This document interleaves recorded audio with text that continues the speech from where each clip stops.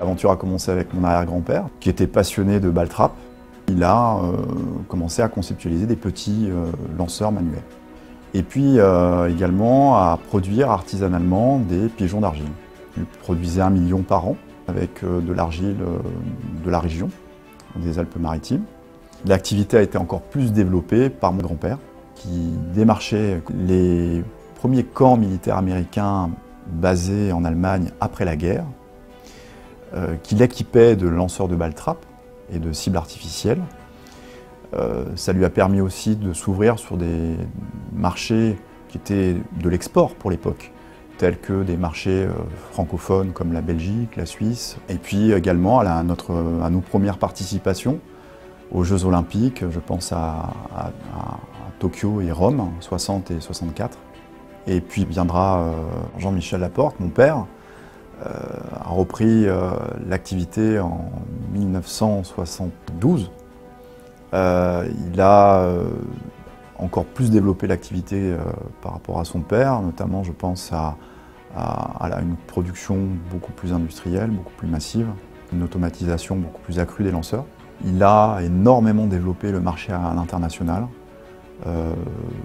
D'ailleurs, actuellement, on est à peu près entre 80 et 85% d'exportation au niveau du marché à l'international.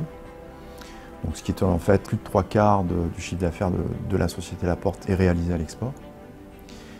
Et ça, c'est quand même le travail de l'équipe de Jean-Michel Laporte, entre autres.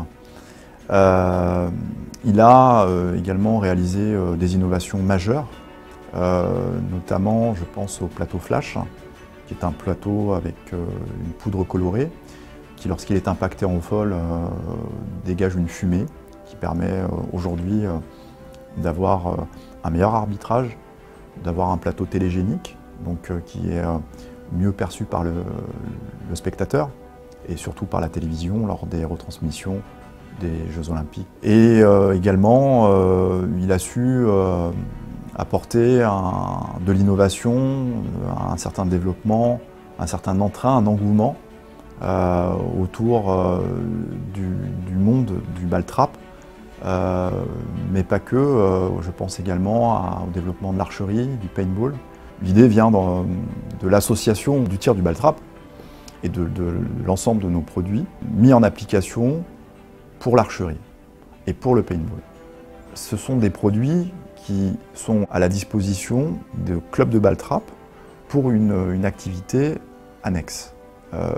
L'utilisation de lanceurs d'archerie ou de paintball pour l'optimisation de l'utilisation, de l'exploitation du site de ball trap dans sa globalité. Et ça a été du gagnant-gagnant puisqu'on a rencontré un succès assez inattendu.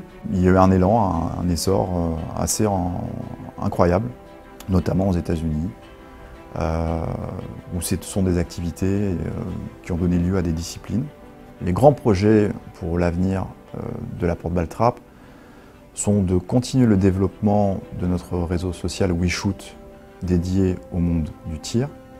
C'est un levier qui est important pour le développement de notre activité, mais également pour la communauté du tir que représente l'archerie, le paintball, ainsi que le ball trap, et bien d'autres. Et ça, nous en sommes fiers et nous souhaitons continuer ce développement, continuer d'autres idées novatrices, apportant une certaine fraîcheur au développement de notre passion qui est le ball trap.